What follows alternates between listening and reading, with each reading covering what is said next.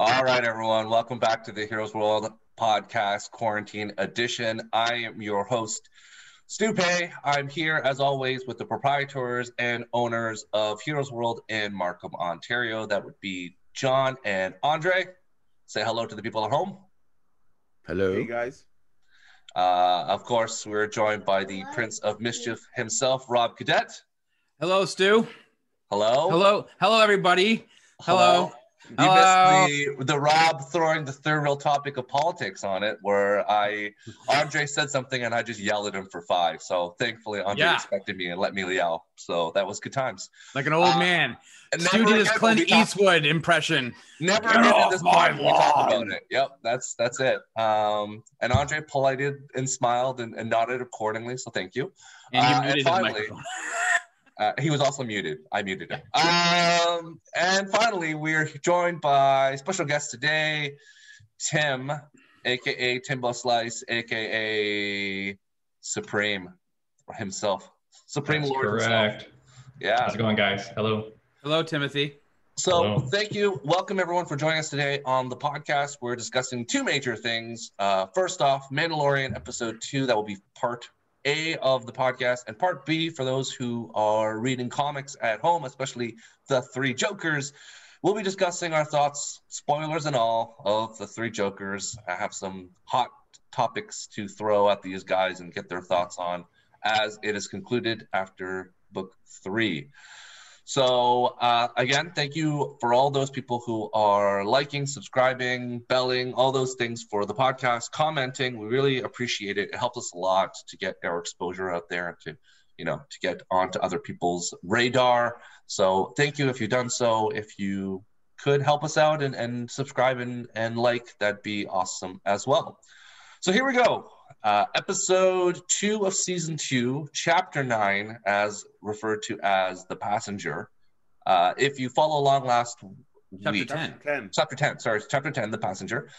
If you follow along, I was already thinking about the order of which things are going. If we're looking already at from last week, I'm going to let Andre go first with his general, non-spoiler, what happened in this episode without telling us whether you liked it or disliked it, Andre, because what happened? That's it. What happened? In this episode, the Mandalorian continued his quest to find another Mandalorian so he could get information on the possible whereabouts of the species of the child. Once again, the Mandalorian openly trusts anybody and takes basically the first information that he gets. And in this instance, he is trading the information. He has to take a passenger to a close-by system, except he can't use his hyperdrive because of the situation of the passenger. They get into some trouble, which ends them crashing on a ice planet, and they are attacked by some of the local, I would assume local wildlife, and they are in a fight for their lives, and they are assisted by some cool people at the end. That was a great summary. No need for me to go to the peanut gallery. Thank you, Andre. There we go. You forgot the part where Elsa shows up. Yes. That would have been great. Yeah. I'm glad your daughter is saying something, John, because peanut gallery over here, just crickets after your comment. Oh, well, Andre did such a good job. The only thing that he neglected to talk about was that you learn a little bit more about the child's eating habits. That's big fan of caviar. Yeah. So there we go. So that's great. I'm not going to ask anyone else. So based on order of the show, I'm going to go, I think, based on my recollection of how things will go, I'm going to have Tim start, then John, then Rob, then Andre, as my order of people to talk about the show. At this point, I'm going to ask a simple question. Would you recommend that people watch this episode? Yes or no, Tim? 100% watch it. John? Yes. Rob? Yes. Andre? Yes. Okay, we're on a good beat. Okay, now that we're and done. that's the Heroes World podcast, everybody. Thanks for tuning in. This is our one shot. We're done. Yeah. Okay, great. So that's it. So those of you who haven't watched at home, watch it. That's our brief review, our brief synopsis, and that's it. You can take that for the wiki. And now we're gonna go into spoilers. Full spoiler. We're gonna go into the full details of the episode and go into all the nitty gritties. We're not gonna do all the goofy Easter eggs and whatnot, but we're gonna do observations, thoughts, and we're gonna talk about it. And we're gonna get Tim's thoughts first. So please. Go, feel free, unleash, say whatever you want, because spoiler are full effect. Go for it, Tim. Give us your thoughts on the episode. What you like, what you didn't like. Loved it. Huge fan of this episode. I feel like this might have been the strongest one in the series. The intensity of it, like in terms of like the action and how it got right in, was really good. I like the monsters, the as Andre alluded to, the spiders, the local wildlife that is there is the spiders. For myself, being a big Rebels fan, that was cool because those spiders obviously were very much similar to the creatures that were in the Rebels. So I was happy to see those guys. And then the big cameo appearance, which if you're a huge Kim's Convenience fan, Mr. and I don't want to get his name wrong, Paul Sun-Hyung Lee, comes in as a Rebel pilot, which I thought was just going to be that little, because of course people spoiled the mad spoilers like, first thing in the morning, Yeah, like 9 o'clock, 9:30. You gotta get off the internet, man. I didn't bother looking at anything. Yeah. I get a direct message from my friend Rob. What's the opposite of a shout out? Because Rob, this is horrible of you. 9:30 in the morning. Sends it. This is you're smiting Rob. Yeah. Sends it. But anyway, so I thought it was just going to be him in that, when he escorts the plane a little bit, but then to see him come back later and then with the gun and shooting and all that was pretty awesome. I really liked the frog lady. I thought that she was great, the way that she couldn't speak. I thought that was a nice, in Star Wars, everybody seems to understand everybody, which is always annoying to me a little bit. But the fact that he couldn't understand her was cool. I really like when they were running away from the spiders and she converted to her, like almost like transformed into her more frog mode and then was like hopping. He rolled out. That was pretty awesome. But it was super intense. Like my wife and I were on the edge of our seats the whole time because it was pretty scary, like pretty action packed. And then the continual humor with the child, I thought was amazing. Like with him eating the eggs was just so funny. And the last scene when he looks over at her in the cockpit and it's like, okay, she just saved your life. So you think everything's cool. And then he just turns away and then eats one more egg. It's like, what a terrible guy this guy is, man. Genocide. That's what he's doing. Genocide. Yeah. But just great episode. I loved it. I thought it was excellent. Okay. John, thoughts? So I've got my little baby Yoda with me right now, so she's gonna bother me all day. But yeah, I thought it was a great episode. Definitely what you would call a filler episode, but with that action set piece, damn, like that was like that definitely made the episode. Like I don't know if Andre is gonna compare it to Indiana Jones and Jon Favreau, like knocking off the whole boulder thing, and instead of a boulder, it's spiders. But that was like an incredible piece, and I was trying to think of what's more terrifying than frozen ice spiders. Like I came up with maybe millipedes and flying snakes or something. I don't know what's more terrifying than those spiders. But flying lava spiders. I don't know if lava spiders are scary, but yeah, those spiders were terrifying. I thought the Mandalorian did learn his lesson. Like there's like kind of like lesson 1 of parenthood. The kid's never going to be where you leave him, so you can't just leave this kid in random spots. It's always going to be in a different spot when he comes back. Lesson 2, even if you tell this thing not to eat that thing, it's going to do it. Me? So yeah, hey, yeah, you. But yeah, other than that, I like the Kim's Convenience cameo. Definitely, I had it spoiled first thing in the morning, like everybody else. It was kind of odd, but it wasn't like story crucial or anything like that. So I was definitely in for that episode. Okay, Rob, your thoughts? So first of all, when I was watching it, I thought to myself, why was this episode not the previous weeks? Because it was like a horror themed episode. Like that should have come out on the 30th of October, and then the season premiere should have been the week before. This was like right in line with a great Halloween like feel. I don't understand why Disney wouldn't have done that, but whatever. I agree with what Tim was saying, and I don't really know what the hell John just said. But it was a good episode. I enjoyed it. I liked I'm watching it with my son, and you know, when they crash through the planet, through the hole, and you know, the child or baby Yoda is out searching around, and you see those eggs, and I was like, it's like aliens, right? In the way that they flopped open, and I was like, oh my god, this is an amazing, like, you know, little homage and stuff. And you know, I was kind of excited. I mean, obviously it wasn't going to be aliens, although Disney does own the alien rights, but that was pretty Disney cool. princess, Rob. Disney princess, please. Yeah. So that was really cool. I enjoyed the interaction, like Tim said, with Mandalorian, and I'm just going to call him Baby Yoda.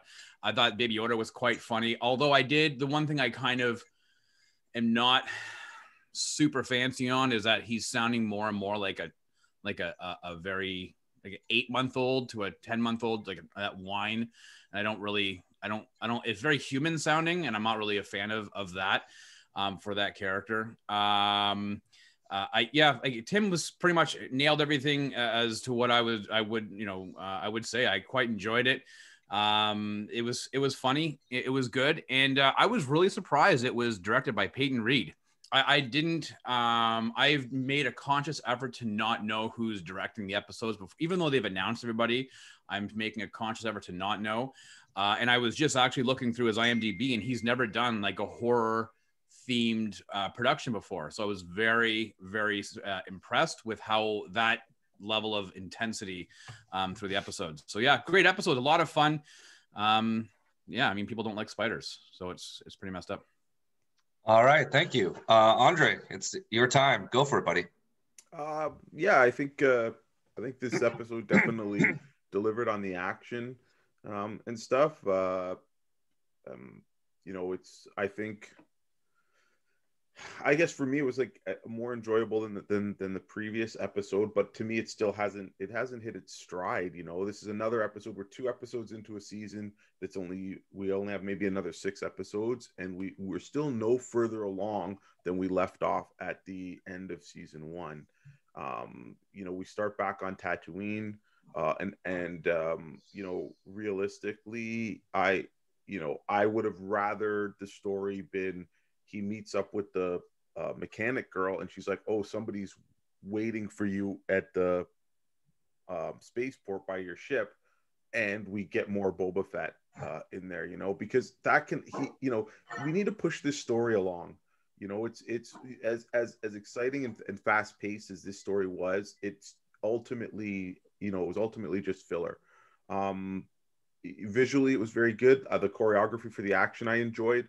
But I did have a lot of problems. Like, I was horrified at what Baby Yoda did. Like I literally cringed when he ate that egg and then did it again. And then even so when he ate the spider thing, because they're setting a trend here, and I'm trying to look for justifications of it. And you know, at first when he touched the glass and all of those things came to the front of the glass, I was thinking, oh, maybe he's detecting life in the Force, but I'm like, no, I think he's using the Force to bring them to him because he wants them. And then there's some parts in Star Wars where they talk about the living Force, and people consume things that are alive to consume the living Force. I don't know if that's currently Disney canon or not, but I'm really honestly like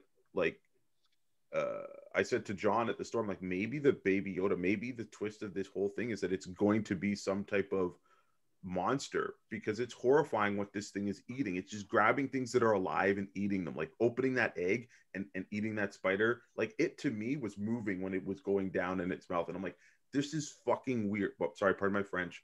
It's just unnerving. Demonetize us, Andre. Yeah. Even though we're not monetized. As quasi French Canadian, I allow it. Yeah. Yeah, it was just really like unnerving. Like, I get the initial joke to me was in the first couple episodes where he did eat the frog, and the next time he went to eat the frog, he spit it out. I'm like, okay, done. He's not going to do that anymore. But again, like, I literally, like, He kind of laughs when that guy falls down from the jetpack. He like kind of like murders that guy with the jetpack, and Baby Yoda kind of like snickers, right? Like you're like, oh dear, because that was at least, you know, a little bit humorous or whatever. But yeah, I think all in all, I totally understand for your point, Andre. But you know, speaking to the two parents, both Rob and John, who have children, when your kids were babies, they just put everything in their mouth and not really understood the ramifications of whether it was good or bad for them, right? Like they still just, that's why all the toys, they're like, this is a choking hazard, you know, like kids will just put anything in their mouths. Yeah, but they'll also spit them out. You know, kids will put something in their mouth if they don't like it, they'll spit them out. Like I'm not saying maybe these things taste like delicacies, but think about what's this in his stomach, that he's eating something alive. He's got to have I guess if you fed your baby like, you know, let's say caviar eggs and they liked it, I guess maybe it's similar in terms of like. No, yes. And I do get that the eggs weren't alive, but I was just like horrified. But then when he did the spider thing and stuff. So I think, again, like the episode could have dealt again with a little bit better writing. You know, the time went back to its regular, was it this one, maybe 40 minutes or 39 minutes? No, it was about 48, I think. 48 or 46. But let me can I ask you a question, Andre? Like, last week I floated this idea that I felt like these are like live action versions of a cartoon episode.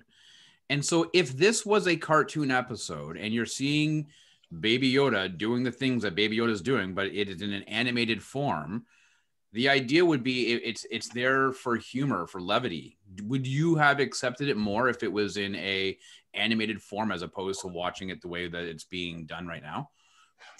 Because I really truly believe that these episodes are just giant cartoon episodes. I think on that note, Rob, I would tell you to, you know, again, try and watch Rebels again, because that's what I'm comparing this show to, the writing. And Rebels is 22 minutes, you know. I think where they're sticking the levity, if that's all it's going to be, right, it's kind of like a gross levity. Like he could be putting anything in his mouth, you know, and that could be the humor, right? And like we've all said, the child is making way more noise this season than previous season, right? So also walking around a lot more. To me, when you look at the levity, where it's coming from the stuff that we saw at the beginning of the episode, you know, where those guys try and fight the Mandalorian, and then for some reason the Jawa wanted the jetpack, right? Like that was technically funny. I don't think he was a Jawa.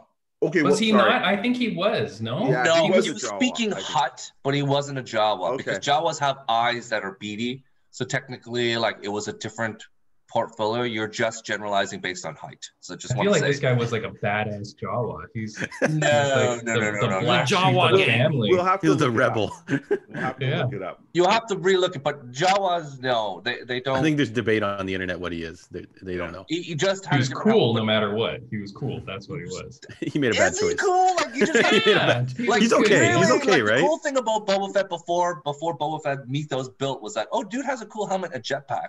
Like that basically is a little dude with a cool helmet and a jetpack. So if you're just debating because the helmet looks cool, you know, that's all it takes for some Star Wars fans. I'm sold. But you know what I do notice though is that this is I feel like in this episode especially, I kind of felt like we were watching a Star Wars. They've integrated like a Laurel and Hardy type of, you know, you have a straight man, the funny man, right? And where you have the Mandalorian as the straight man, because he's getting a bit humorous, but in a very straight man role. And you're starting to see the foundation of that in these last couple of episodes with the child being the funny man. I also really appreciate the fact that he kept the killer robot in his hold of the ship. He's like, I'm just going to leave this guy there. So it was nice to your point before, you know, Star Trek were spoiled by the fact that they have communicators that are universal translators, so they can just do that.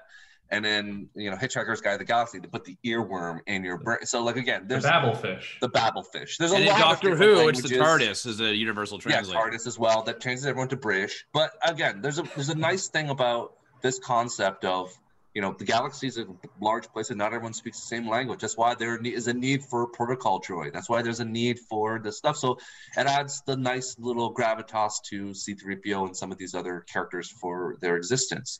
But I thought it was cool that they kind of brought back the droid, and even though the Mando shot it. It's like, yeah, I don't know what I'm going to do with it, but I just can't throw it out either. So I'm going to leave it into the hold. But here's the thing. Can I say something to Andre's point about the baby? Mm-hmm. I feel like I'm starting to feel like the baby might not be so good either, because this was an episode. What he's doing, I feel like they're kind of setting up. I mean, to be honest, we've never really seen this species before, right? It's obviously an unknown species to everybody that sees the child as well. So you don't know whether this is like maybe Yoda was a very aberration. Yeah, right. Well, like maybe because of the Force, he was totally different. Just to jump in quickly, it's like any child to human, or adult. Like a child can be many wonderful things, and it's not. In the first season, it was like a MacGuffin. Like when you really needed him, it's like just when Apollo Creed was like, "Tell the kid to do the hand thing." It's like it's nice that in this episode he was like, "I'll just use the Force to stop everything, stop these waves of spiders." Like he's just you have to be trained to use the Force. You have to be trained as a Jedi to really maximize your abilities. And he's not. He's using it based on reflex and just by like. But I'm saying he could be more like maybe the species is more savage or something. And I was watching a video on YouTube where they were talking about this episode, and they were saying that if you kind of pay attention to the way the child keeps looking at the Mandalorian when he's doing, evil acts, or stuff, like when he's doing more bad stuff, such as how Andre points out, like when he shoots the guy up in the jetpack and kills him, the baby's kind of laughing at it. So he's starting to see the violence as more amusing, and I don't know that they're not setting us up. I think it's a little galaxy brain. It's like watching little kids watch scary movies. They don't think scary movies are scary for the same reason we do as adults.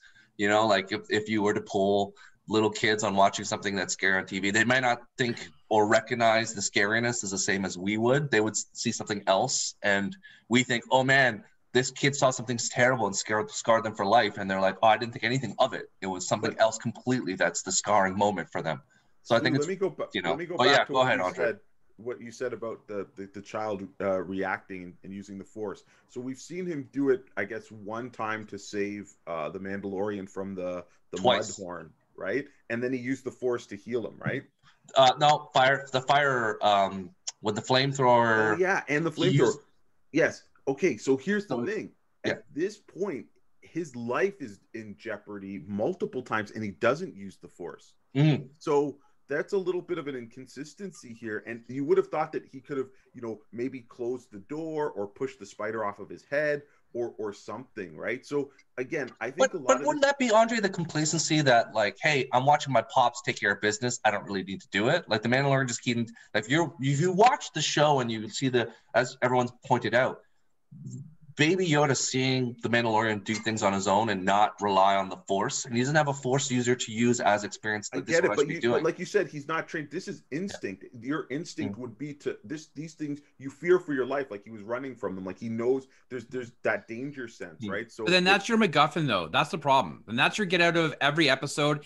It's 1980s Kit, Incredible Hulk. Oh, don't worry, we've got our MacGuffin in the back pocket, and this is we're gonna rely. And every episode's gonna end the same way. But we already know if he's a Force user, look, like if it's gonna be that reaction. Like even if the spider tried to get on his head and we just saw it like fall off because he's doing something like of all his instances of using the Force, to me this would have been a surefire one. Maybe he needs to eat to replenish the Force. And the Flash, he needs to eat a certain amount of calories to do it. Like maybe he's just not eating food properly. So I think to Stu's point, in those earlier instances when he was using the Force, it was before he really knew these people around him. He may now realize that the Mandalorian is his protector and is a father figure type to him. In those first few instances, they were less well acquainted, right? So he was doing it thinking, oh, I've got to save this situation. But now he's in this cast of characters that he knows people are out to save him. So he may not have to do it. It did seem taxing on him. But hang on, we're applying logic though, because a creature is 50 years old, but we're applying logic to a baby. Isn't it 70 or something? It's like, but the long lifespan. Like again, we don't know what. Well, no, I believe in the first episode of season 1, they said that the package was 50 years old. Yeah. And then when Mandalorian opens it up with the robot, he's like, this is a 50-year-old. Like, Yeah, so that's where I pulled that. But also, from. I think to your point, Rob, that you also said very well was that, you know, it's the MacGuffin. Like you just can't have him to solve everything. It's just like every horror movie. If people walk into a scary house and be like, this place is scary, let's just leave, there would be no movie. So I think it's a balance of like balancing in terms of like when he can use his powers and how much to do it. Because really, if he used his force eloquently every episode, the Mandalorian would never be in trouble at all. Like even in the first episode, Baby Yoda's like, oh, these guys, I'm just going to close the dome. He's like, I'm not doing this. Like, I'll be protected in this thing. I'll deal with this later. So I think it's a kind of a balance of approach you have to do. But I have to give credit first off, and I think I want to get your guys' thoughts on it too. There was I was talking to John about it before on a separate message thread, but I felt this episode very Star Trek in terms of like ship and cave, like saving money on like this whole idea of like, hey, we're gonna do a bottle episode in a cave, and it's like, especially, you know, to save some money on this aspect, because we know probably in episode 7 and 8 we're gonna blow the budget. Let's save some money by putting in an ice cave, and then here's like the same set we used before, and then the ship with a little bit of cold stuff. We'll have Filoni on, who's on set anyways. We'll bring in one guest star, and we'll bring in the guy from IT Crowd's voice rate for the robot. Richard Adamati, he can just do the voiceover from overseas. Like, let's continue doing this. Like, what are you guys' thoughts on kind of the way that they, you know, appease? But also, I'll tack this onto it. This was during COVID-ish times they were filming. So again, I feel like this made the future. Was it before or? Before they had actually started filming season 2 before season 1 even came out last year. So yeah, so this episode definitely would have been filmed well before October of 2019. I think it was the CGI and the post edits that they said they did after COVID. Yeah. But I agree with what you're saying, Stu. It's a listen, this is the reality is most of these television shows, they have a budget for the entire season, 10 episodes. We're going to give you $50 million. You got to allocate it how you're going to allocate it, right? And so you can go to any, like you said, Star Trek. You know, we're stuck in the holodeck, or we're stuck in in the bar, and we have to figure out, you know, the mystery. I mean, you know, every sci-fi series does it. Doctor Who does it. Star Trek does it. Knight Rider did it. Like, you know, we're in the house, we're playing a giant game of Clue. I'm just going to talk into my watch, right? Like, I mean, it's. Everybody does it. I agree with you. You're likely going. We've seen the trailer for season 2. We know there's a lot of spectacle and a lot of special effects. Those will likely be. You might see one by episode 4, and then you're going to hit 7 and 8. Will probably be the big ones as well, right? So, you're right. You're bang on. This is just one of those. It's scary. It's a budget issue. It's a budgetary episode, but at least it delivered. It didn't come across as a budget issue episode, right? I was self-contained enough that it was good. I don't even know if you can really call this one like a cheap budget, because you had the Tatooine scene at the beginning with the fight and the speeder. They would have filmed that in last episode. The X-wing, the X-wing in space, and that was a pretty good chase. And then he crashed, and then you have the giant spiders. Every single scene with the spiders. And all the little spiders. I would probably say this one might have actually cost them more in budget for just CG than some of the other ones that I've seen. Definitely they spent more than on the stupid episode in the first season when they're on the space station that they were referring to in this episode. So I don't know. Yeah, I think it depends on it look cheap at all, or that they cut. Oh no, I agree. I don't think it's about. No. It's not about cutting corners. I think in terms of, we're not sure what the budget is for actors and like extras and what you have to pay to close sets down. All I can say is that guest stars, typically a lot of them cost a certain amount of money. And if you want to bring extras and PPE and whatever, it costs money to bring to film in location. And this is generally a little cheaper. And the CGI, which looked fine, but compared to like the Crate Dragon, the spiders were fine. Like compared to the dragon, you probably didn't need as much detail. They looked all right. Listen, I'm happy with it. And when I say budget, I don't mean like it was like fringe, like you could see, you know, people with like, you know, puppeteers and all that stuff. I mean, it was a good episode, but I just said, when you keep an episode strictly, thank you, John. Yes. When you keep an episode strictly in Rob's high school dance with one. Yeah, that's right. That was my wedding dance. Like, come on, we're going to do it later. That's your Backstreet Boys. Everybody dance. Don't even lie. It was in sync, you dummy. So burn. So when you keep who got burned though? King of the boy bands. King of the boy bands. You keep it. All right, whatever. You made my point. Piss off. This is the John does the Mariah Carey moment where he just makes sure that he looks great and everyone else around him looks terrible. So that's what he does for Mariah Carey moments. So yeah, but here's the thing, Andre. I think that when they bring in Ahsoka and Rosario Dawson's got to cut some cheddar, so she's not going to be cheap to be in an episode. So I think they're going to spend some money on that. Is she going to cost money? Mm-hmm. Really? Mm-hmm. I'm not sure. She garners a huge paycheck.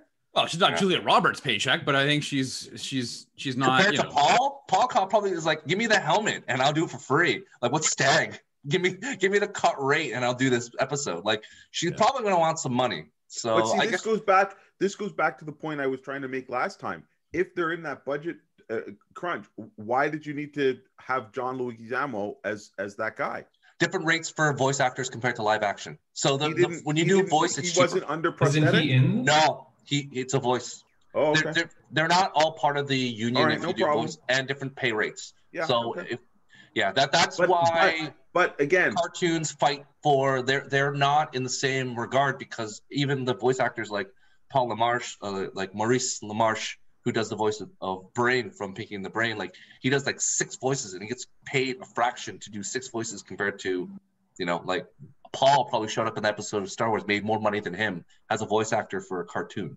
But let me Just ask because you of that, union rates. at the same time, why even bother to pay him for his voice when you could have gotten somebody? Because again, if they didn't say his name, I wouldn't have known it was him, and it doesn't make any difference to me. Because some people just want to be part of Star Wars. Listen, I understand, but like you said, if they have a budget and they could say, hey, we can get Stu pay for $10 to do this, to voice this, and we're gonna sync it, or we got to give John Leguizamo $1,000.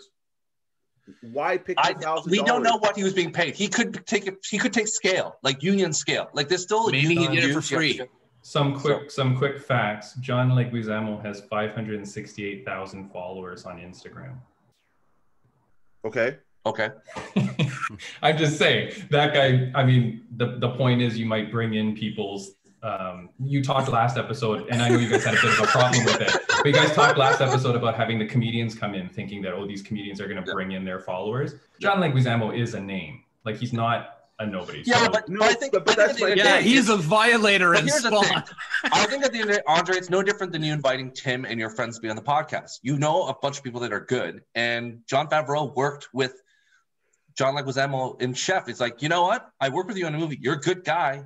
Can you help me out here and just do a voice? And he's like, yeah, cool, no problem. It's like same thing. If you called any of the guys, Andre, and help you out, they help you out. But on that same note, Rosario Dawson has said she wants to play Ahsoka, so maybe she's going to take rate. So why would you assume she's going to break the bank? So she could be like, I'll play this role for the lowest thing because I want to be this character. And once you're in Star Wars, that could lead to something else. Well, so all I'm saying is devil's advocate. We'll see. Right? I think for agent rates and whatnot, they'll probably do like any Marvel deal where they'll pre-rate the appearance based on a TV fee, based on a movie fee, based on like a series fee. So there'll be a master contract, just like all the Marvel stars that, like even Chris Evans had a deal about movies and TV shows in it about different cost rates if they used them that way, because the Marvel stuff is like they're used 9 times or 8 times, but it doesn't necessarily say movies or starring roles. So you're used an X amount of time and you get paid based on what they use you in.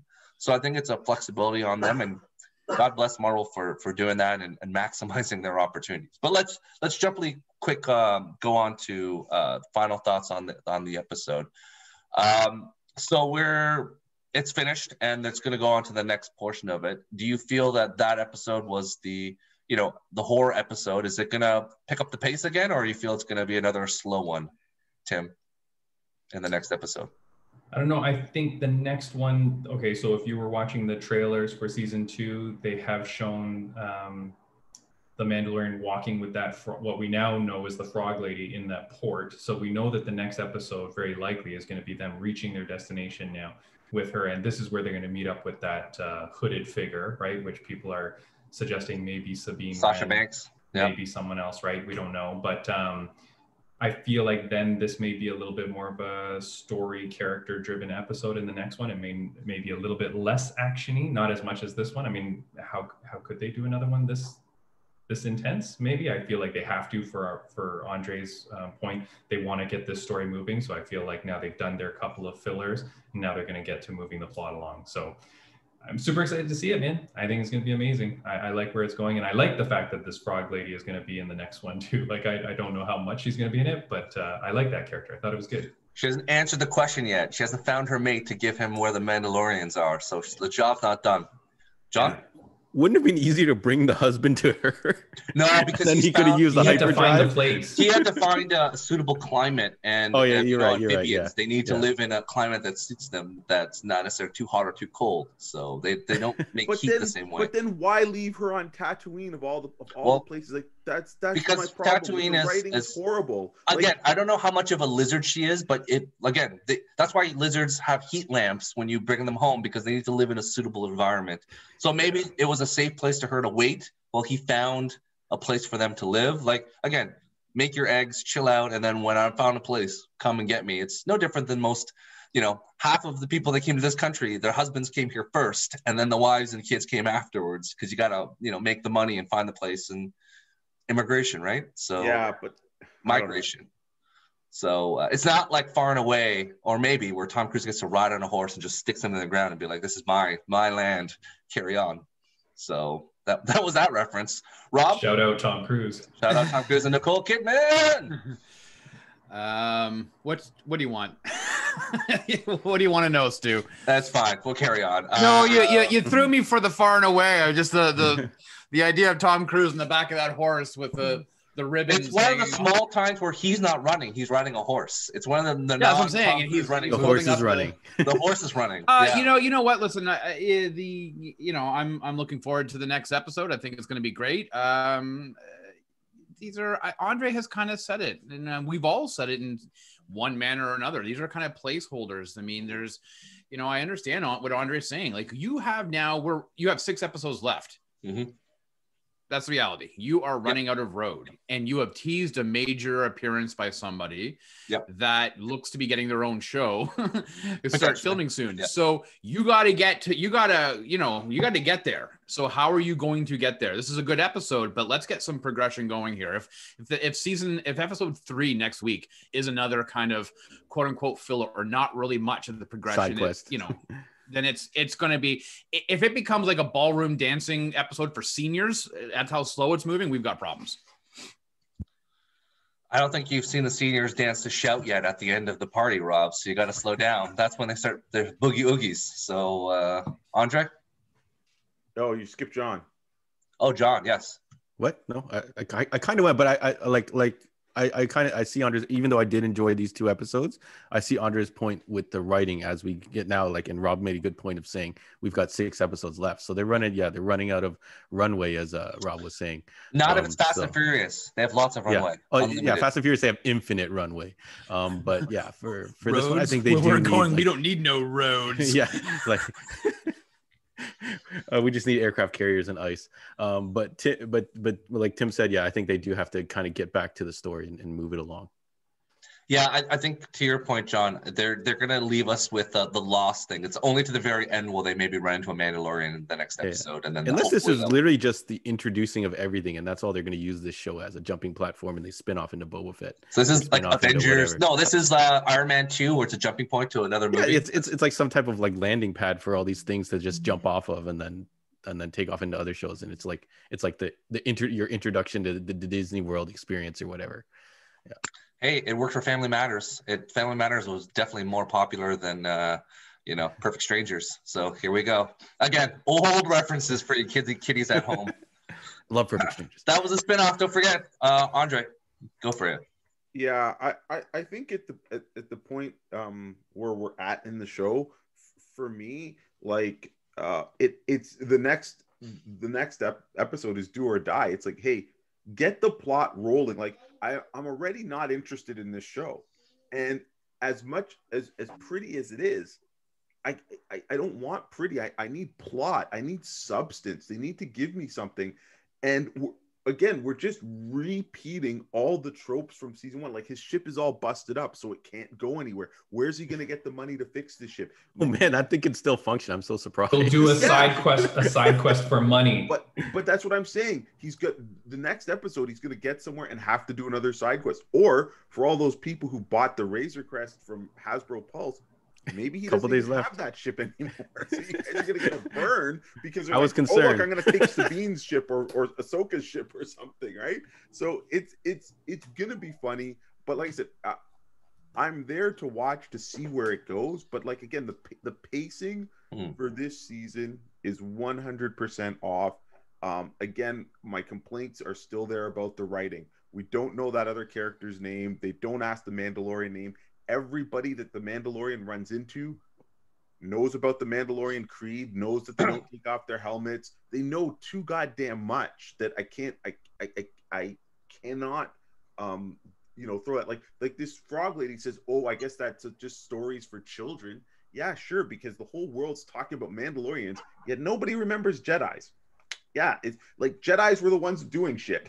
Well, right? you can see Mandalorians still in the streets, but Jedis don't exist. But there's so few Jedis, right? Compared to Mandalorians. Mandalorians were like planets. The Mandalorians were purged out, dude. Like you watched Clone Wars, didn't you? Yeah, but you still saw them. But there's tons of them. No, like, but Andre, in the episode season 1, they say that you can see a Mandalorian every once in a while, but you never see more than one because they only come out one at a time. But you could see their helmets and the armor. It's very specific. As a Jedi, how would you know a Jedi? Well, they're wearing a robe, but they're not wearing those robes. A Jedi, you're in hiding. Even Kanan, wasn't wearing a Jedi robe while he's fighting on, like he's a Jedi. The only distinguishing factor was a lightsaber. But what I'm saying is, wouldn't it make more sense that the populace, even all this time, especially after Luke Skywalker coming back, would know more about Jedi than the Mandalorian code? Where would people be talking about this Mandalorian code? Anyways, I digress from your question. That's just what I feel.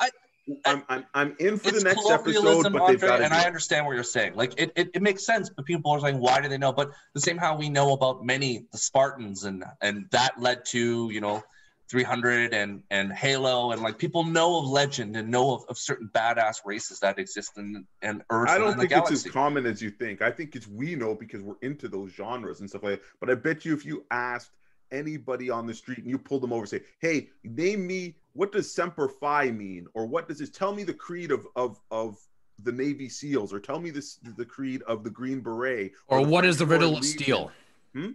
Or what is the riddle of steel?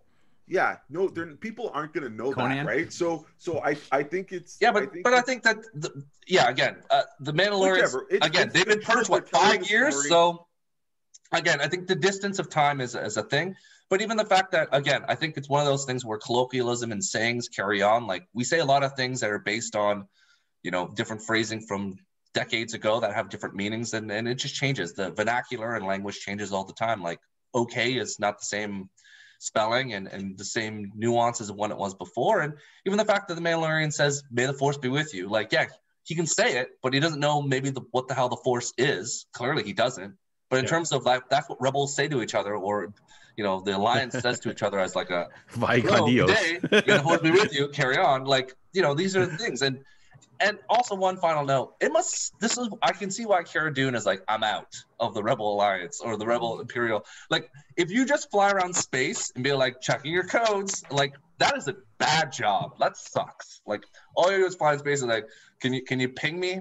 All right, carry on. Like that's all your job is now. Fly space and just look for Imperials. Like that is not a fun job, but nonetheless, we're gonna jump over to the three Jokers because I know Rob is chomping the bit to go into this. But okay, so just for people at home that have completed, if not, here we go.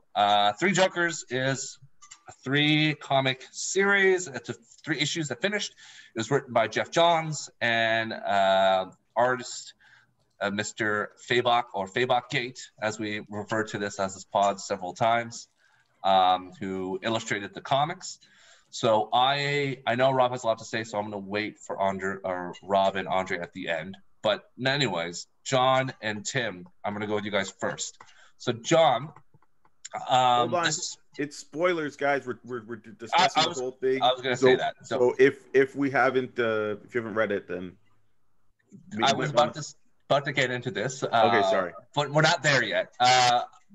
But as you know, we do this every single time. John, after reading the 3 issues, would you recommend reading this 3 issues to everyone at home? Yes or no? Yes. Tim, yes or no? Yeah, for sure. Rob? Yep. Andre? I'm gonna say no. You own the store. Yeah. You sell comic books at the store. Yeah, but Andre, that's what I respect about Andre. Yes, he owns the store, but his opinion. He'll give you something better. And I'll tell you what it is. Like again, so here's the next question. John, before we get to spoilers, is this book valuable to Batman fans? Should a Batman fan read this book? Yes or no? Yeah, of course. Tim? As far as I understand, this is non-canon, so you don't have to. But would you recommend it for a Batman fan to read this book? If you're a hardcore Batman fan, I would actually say no. If you're a hardcore Batman fan, I would say no. But if you're not a hardcore fan like myself, yes, I would read it. Rob?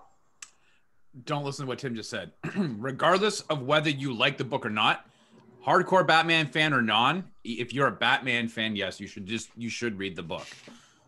Andre? Again, I'm gonna answer no, and I'll explain this as we go in later. Okay, great. So now that we've got a spoiler-free one and just recommendations, we're gonna go into full spoilers. We're gonna go into the 3 books. You heard us in a previous podcast talk about book 1. Since then, book 2 and 3 has been released. So we're going full onto it. We're not going to go technically full into the story because I think without me spoiling my opinion, it's kind of all over the place. So we're going to let John give us all his thoughts on the book, the story. The floor is yours, John. Go ahead. Say whatever you want. Well, I'm sure Robin and Andre are really going to go a deep dive, but answering the questions you had before, it's hard to like Tim said, you want to straddle the line. You want to say, hey, you know what? For some people it's going to work, some people it's not. In general, I think this book is going to work, but like Tim was kind of hinting at that some of the hardcore fans or some people really a stickler with continuity, which I believe this is still quote unquote continuity, but they haven't established where it's going to land. It might not fit in or satisfy, and I'm sure Andre's going to kind of touch on why it doesn't. But I think for a lot of people who jumped in and a lot of those new people who decided to check this book out, I think it's going to be perfectly fine for them. They have Do you feel that's a disservice for new people to come in and here's the new canon, by the way, just read this and you'll catch up really quickly?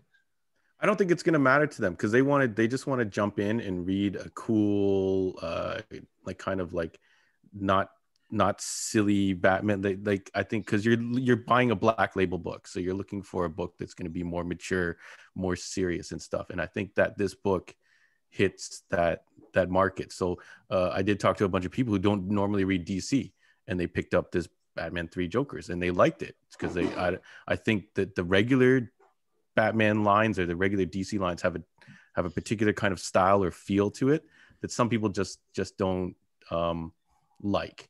And this book, I think in general, is going to appeal to a bigger audience, which I think I would have liked the ending to be a little bit tighter, and the second issue to accomplish a little bit more. But overall, as a complete package, I think it's gonna be a good book that you're gonna be able to get as a gift for somebody who hasn't read a book in a while. You're gonna be able to get it for them and things like that. So would you say this book is very Mandalorian-esque, where it's running on a runway and it just kind of ended? Yeah, kind of. Yeah, it's got a similar feel. You kind of get a fun Batman story. I definitely will still. Hush is still going to be my top Batman recommendation. This is not going to be my top Batman recommendation, but it is going to fit a particular audience. So I know it makes kind of for a messy answer, but it's going to fit. Some people, and Hush is a different situation because it's multiple issues. You have to compare it to something that's 3 issues. Yeah. So it's this is a mini series, mini series, like 6 episodes compared to 12. Not comparable, but yeah. Okay. Tim, please go ahead. Enlighten us.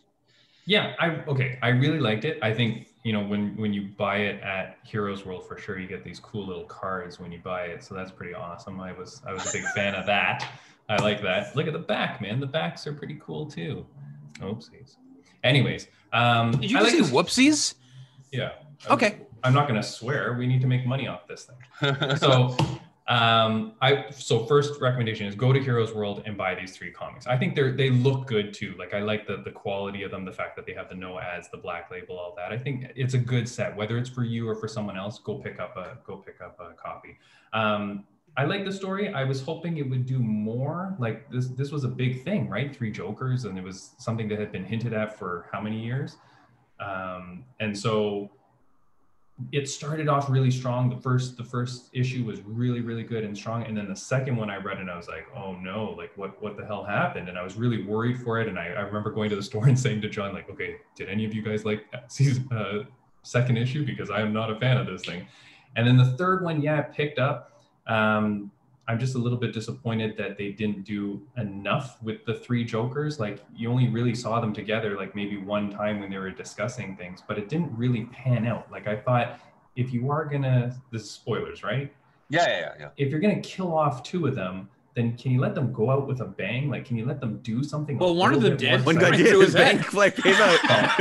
A literal bang. But I mean, like, do a little bit more, like, cause a little bit more chaos. This is a black label. This is non-canon. You could have had them, like, do something more horrific, do something more impactful. I would have liked to see something like that. I'm glad that the last one that's left, not that this is canon anyways, but I'm glad that the last one is left, is the one that had his face chopped off, right? That's, they allude to that one, right? Because when they show that one's past, it's the one where he has the face like stuck on. No, I think the final one is the comedian one. But I think that's the one that had the face like. No, okay, I'm gonna go look for. No. I'm gonna go look. I was pretty interested in that. And then the as John I think said at the ending, like leaving it with the kid and the mom and stuff like that, was a little bit of like a unfinished business. And if this is a standalone and they're not going to continue this, then we'll never get anything to that story. So a little bit disappointed there. I would have liked it to have been a little bit more complete, but it was a good book, man. I liked it. I mean, the action was good, the story was good, and I thought the writing was well done, and the art beautiful. Was the action good? Like, I'm thinking back to the panels, like, was it typical Batman? Like, it was just like swarms of people attacking, and I'm like, all right, but it wasn't anything cool. Yeah, but some of those panels were pretty cool, like when they had all the multiple Jokers attacking Red Hood and Batgirl and stuff. So yeah, it was pretty good. I liked it. I would say I think back to when, like, an action panel that really stands out is, and we go back, was when, you know, Nightwing and Batman are fighting Amazo. Like, that is awesome. A fight. Like, this is just like a brawl, like most of the time, where he's just like kind of limps along in the fighting. But here's a follow-up question to you, Tim. We talked about 3, and John's talked about 3 issues as well. Did this comic series, would it have been better if it was 6? Would it have been better if they added more time, or is it 3 is the right sweet spot, or is it, what is your thoughts? I think they could have used one more of these prestige, like the 48 page, like definitely one more to kind of like to iron things out. Like I compare it to the Joker War that just happened in the current Batman series, but that was combined with the prelude. It's almost like 10 issues of stuff. And they have an aftermath to deal with, right? And that's in the ongoing Batman title. So that's people who want to continue reading Batman and seeing how this happens, right? So this was a book that was kind of like people can pick it up, read their one comic a year or something like that, and then move on. But yeah, I think one more issue, I think definitely could have iced it. Essentially, this was 6 issues because it was each book was like 48 pages. Yeah, so essentially it's almost 6 issues, right? Regular issues, but it's 3 black label size or 3 prestige, as they say. But yeah, it would definitely, based on people's reactions, better if it was quote unquote 10 issues rather than 6. Clearly, I guess the equivalent would have been 8 issues for me. Yeah. As you're looking through the book, so do you have any comments before I jump over to someone else while you're continuing to fact check yourself? No, I will find it, but no, go to Heroes World, buy the books. I like him. All right, Rob, go for it, buddy. It's all you. Oh, Here God. it is. The old man stretching out the back, going for it. Let me get to this. Yep. Take another sip of the Frappuccino. Yeah. Which, how did you get a Frappuccino at 9 a.m.? Yeah. He's up at 6. He's already up walking the dog. Okay, let me just say I've got a lot to say on this book. I'm going to try to keep it concise because I know Tim's got to go. No, just go. We have time. Go for it. No, go. First of all, this book is gorgeous. All 3 issues, Jason Fabok has outdone himself. I think that his Batman is probably on top. I think it matches what Jim Lee has done with his interpretation of Batman. I really enjoy the art in all 3 of these books. If there's anything that's consistent in all 3 books, it's the art. I think if we talk about problems or issues with the issues, we're talking likely about plotting and as done by Geoff Johns. You can't take away anything from Fabok at all. And Brad Anderson coloring this book was amazing. So I want to get that out of the way because it's a gorgeous book. And when I said that it's for any... one gripe. Okay. And it was the fact that Batgirl's riding a motorcycle with no eye protection in the rain. So Fabok should have drew some goggles or a helmet on her. I redo my review. Fail. Thanks for that. Great for that pressing update. But Rob, continue on. I think when I had said that it's whether it's for a Batman fan or not, hardcore. Tim was saying if you're hardcore, maybe not. You owe it to yourself as a Batman fan, regardless of where you are on that spectrum, to own this book simply for the art. It's gorgeous.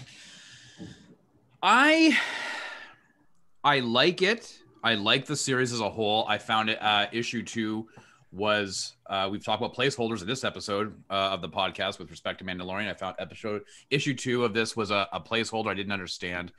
I don't understand what Geoff Johns' issue with Alan Moore is. This is the second time he's now tried to rewrite what Alan Moore has done. I enjoyed Doomsday Clock as a companion piece to The Watchmen, but I don't look at it as a true sequel to The Watchmen. But I feel like, why is Geoff Johns messing around with Alan Moore? And you cannot have a discussion about Three Jokers and its place in Batman lore without tying it to The Killing Joke. I mean, the ending of Three Jokers rewrites the ending of The Killing Joke. That's the reality. Mm-hmm. And I feel, I don't know. Listen, I actually started doing some internet searching, and apparently Johns and Moore are not fans of one another. So I start to think in my head, well, is this Geoff Johns taking a piss out of Alan Moore because Johns is like, well, you didn't like my Blackest Night run, right? The Darkest Night and the Spectrum stuff. And you slag me on it. So guess what I'm going to do? I'm going to take your 2 most beloved pieces of work, right? I mean, no, the Swamp Thing, everything else, but I think Killing Joke and The Watchmen are probably his two top pieces of work. And I'm gonna mess around with them. I'm gonna make them, and I'm gonna not only gonna add on top of it, I'm gonna make them mine. And I kind of feel like while I was reading Three Jokers, especially towards the end of issue 3, I'm wondering, why is Johns just so infatuated with taking stuff from Alan Moore's work and spinning it for himself? I don't understand. To be fair, Rob, Geoff Johns has never been a person to take over things and change it the way he wants and tell people that they could crush them at any point in time in their careers. So, I don't know where this would come from, where he would step in and just take over a franchise and do it allegedly he wants his way. Allegedly. And for those who aren't sure what Stu's talking about, just go take a look at Ray Fisher's Instagram and Twitter feeds to get a better. It's not surprising. That he usurped and if you look at history, usurped the Justice League movie to do it the way he wanted to, and why he's no longer involved in said Justice League or the DC EU going forward. So it's not a surprise. I think Geoff Johns is a talented writer. I really think if you look at his breadth of work in the past 20 years, he's contributed a lot to DC canon DC lore, whether it's the Flash, Green Lantern, Justice League, JLA. I mean, he's done amazing. I mean, people may not see, I've got the Dark Side War stuff here that he did with Fabok. That was a New 52. And that's where they first mentioned the idea of the 3 Jokers. That was like 2015, I think. So this is 5 years in waiting for this payoff. That's a long time for a payoff. And did it pay off? I'm not sure. I feel like the phrase from Andre, bad writing. If you have 5 years to plan something together and this is what you put out. Yep. I feel like it didn't really answer anything. Okay, there's 3 Jokers. Why are there 3 Jokers? Because we made them. Here's a plot hole that was never. How do you get all the memories into each individual Joker? I mean, we saw that table at the beginning of issue 3 with all the different Jokers. Have got numbers all over them and stuff like that. And so he's had hundreds of Jokers that he's made. How are you getting the memories to know everything that's been like? There's just so much, and I don't get it, and I don't understand why Johns is taking a piss on Alan Moore and his work. But that all said, if pick up these 3 issues, or I think later this month is the collected edition. It's worth picking up. It's worth reading. It's fun. There is an element of fun. There's an element of coolness. It looks great. It reads quickly. And it should be owned by every comic fan, whether you're, deep into comics or you're kind of relatively, newish or whatever. I think it's good to own. But it was promised to be something, we didn't get it. And for me, as a reader who enjoys The Killing Joke, and I've reread The Killing Joke for this episode because I really wanted to understand, I feel very tainted by the fact that Johns is coming in and it's not an homage. I'm all for homages, but you're taking a piss out of something and you're really leaving it kind of open-ended, and it just doesn't sit well with me. Sorry, it was a long answer. But... No, it's great. This is fine. This is. I know you had a lot, and I know Andre has a lot. But if you have any more thoughts, it's time to, or I'll come back to you if you want to come back. So, Tim, are you? For those who are just listening, Tim just raised his hand like he was in grade 3. He either has a point or he has to go pee. Tim. So it's page 6 of book 3. See here. Yeah. When they reference the comedian, they're showing this one, and that's the one with the face, right? So now you're correcting yourself again. You're recorrecting yourself. So you're right, then you're wrong, and now you're right. Isn't that him? Anyway, that's the Snyder Capullo Batman from the Death of the Family. Yeah. Right. Yeah. But, okay. Yeah. Well, we will before Andre fires off, can we say maybe the Joker part was a little bit of a letdown, but I did kind of enjoy the Batgirl Red Hood kind of dynamic. Why did it have to be there when it's called the 3 Jokers? Anyways, Andre, I'm gonna let you go because I have some follow-up questions. Andre, please release the Kraken. Go for it, buddy. This is all you. No.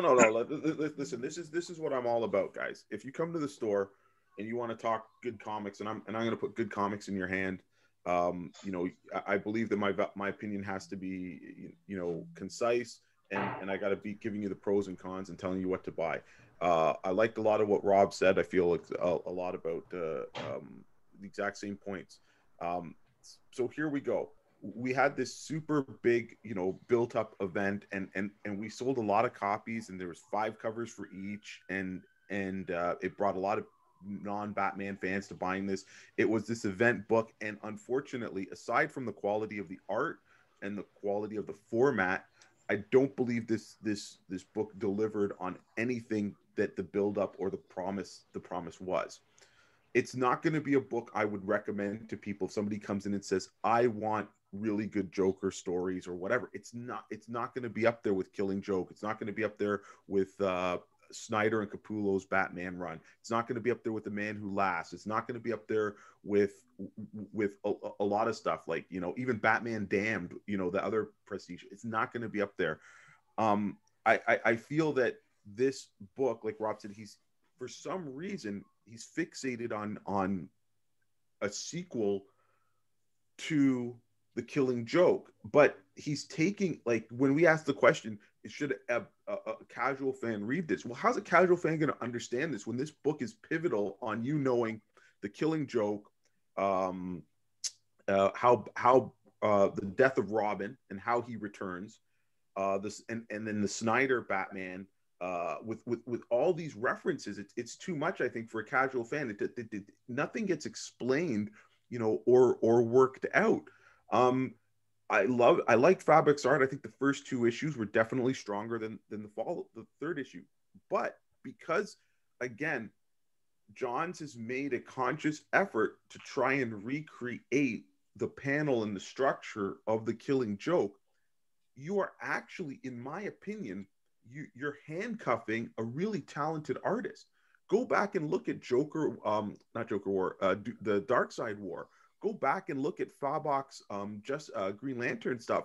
Like, this guy can do big splash pages. He's a super, like, he draws superheroes. And this whole book is like the 9 panels, and it's all dark, and it's black, gray, and rain, and there's some red and whatever. But it's a good looking book, but it is not a fantastic looking Fabok book. Meaning it from a quality standpoint, it's not lacking in quality, but it's lacking in spectacle. Like, he can draw like this, and I believe that has to fall on the Geoff Johns, because he wanted that layout. He's trying to mimic Alan Moore, or push this story along. The story, like, first issue started amazing, and you're like, okay, this is going to ramp up. Like everybody said, second issue was dry, but the third issue is where it really falls apart. And I guess it shows kind of the power that or influence or authority is a better word, that Geoff Johns has. He's got this story. He probably had no story editor, nobody telling him what to do. Reflective in Doomsday Clock as well, because that got messy towards the end, and all the delays and stuff like that. It didn't have the impact that it should have. But this book, starts 5 years ago, where Batman sits in the chair and asks the question, who is the Joker? Right? And then the chair answers, there's 3 Jokers. Let's flash forward to the end of this book, where Batman is talking to Alfred, and he says, I've known who the Joker is all along. Yeah. Well, hold the goddamn horse. You just negated absolute every goddamn thing. There's 0 motherfucking point to this series. Which is weird, because Johns wrote. He contradicted himself. So yeah, that's what I'm saying. So when somebody says, should I buy this? No, because the ending undoes the whole premise of it. Why didn't they just say, hey, Batman is working out, and Batman figures out that, oh my God, I've been fighting this guy all the time, but he's got a different fighting style, or each one has been different. Let me bring in some of my team to figure out why the Joker's doing 7 things at once, all at Gotham, and they all feel like Joker. It's a travesty. Like, I would, like, look, we're going to have to carry this as a graphic novel, but I'm not going to hand sell this book. If someone comes and says, I want the 3 Jokers, cool.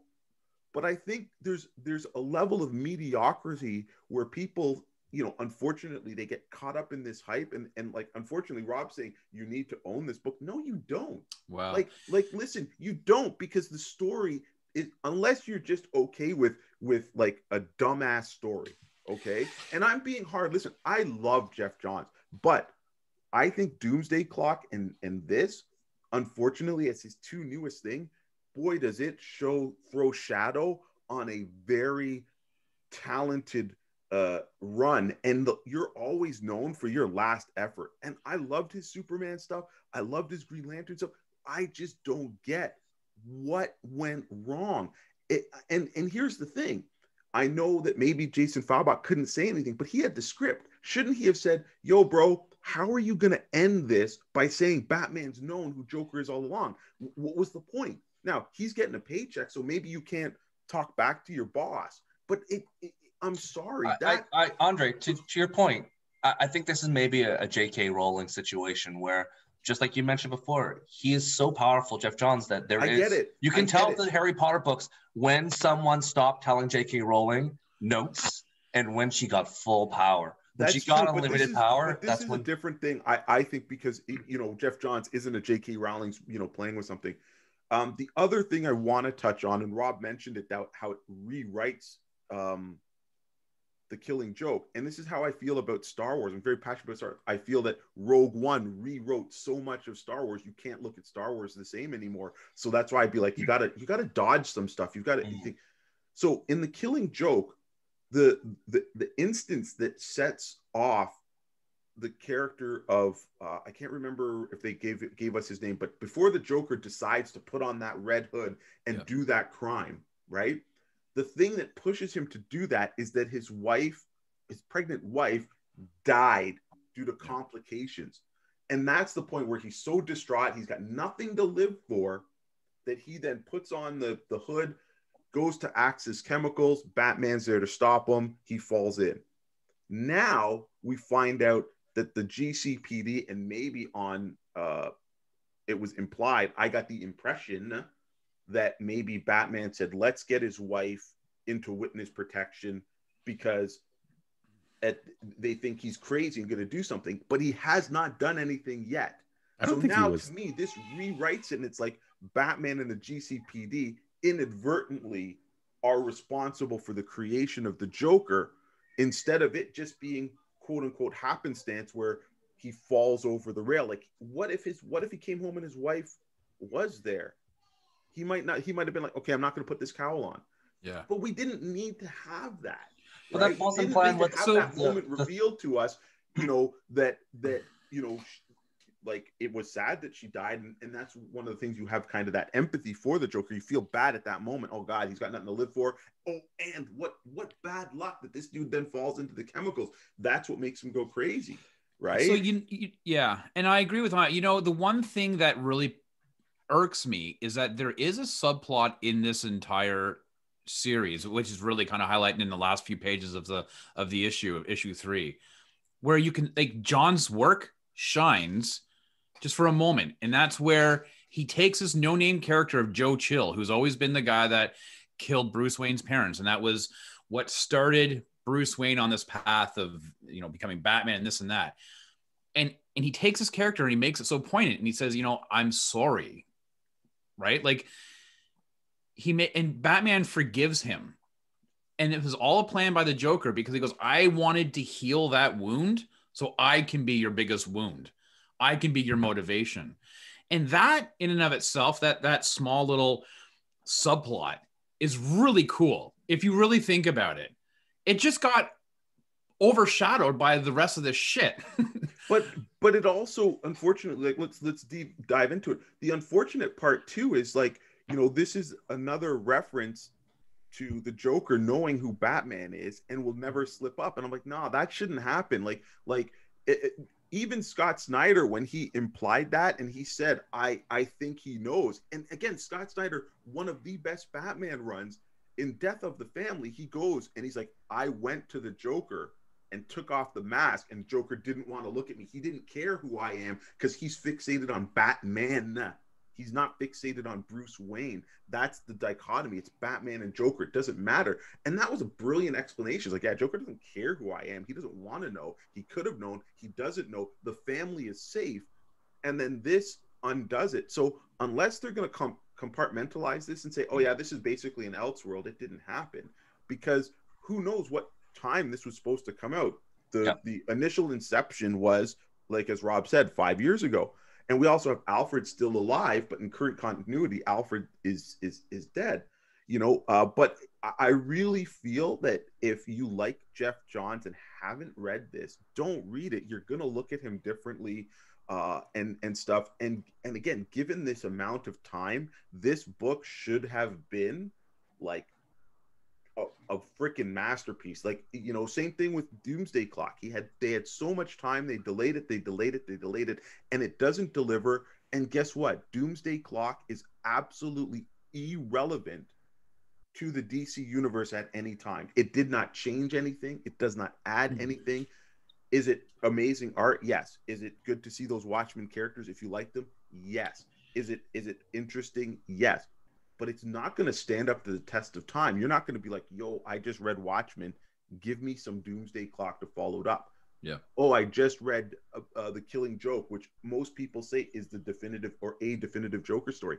You're not going to be like, yo, then you have to read 3 Jokers.